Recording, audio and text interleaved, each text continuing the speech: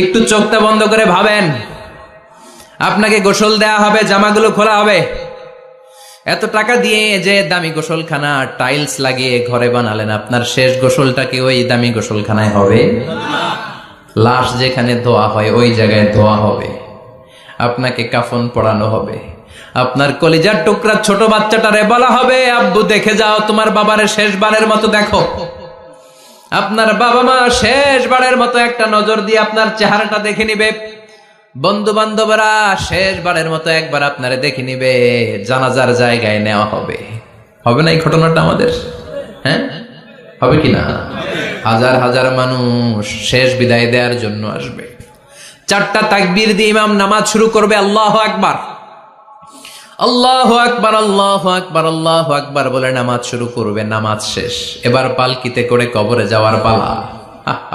যেতেই হবে, যেতেই হবে। পালকিতে করে লোকজন নিতে শুরু করবে। কবরস্থানের ওই জায়গায় যেখানে মানুষ বছরে মানুষ না মরলে যায় না, ওই গহীন নিঝুম কবরস্থানে ঢুকানো হবে। পালঙ্ক থেকে নামিয়ে আপনার জন্য করে রাখা আগ থেকে কবরটার মধ্যে শুইয়ে দেয়া হবে।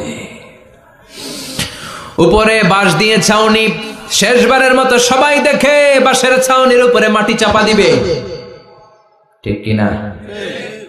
চলে যাবে সবাই, কেউ নাই, অন্ধকার, শুধু অন্ধকার। এই অন্ধকার যেন শেষ হতে চায় না।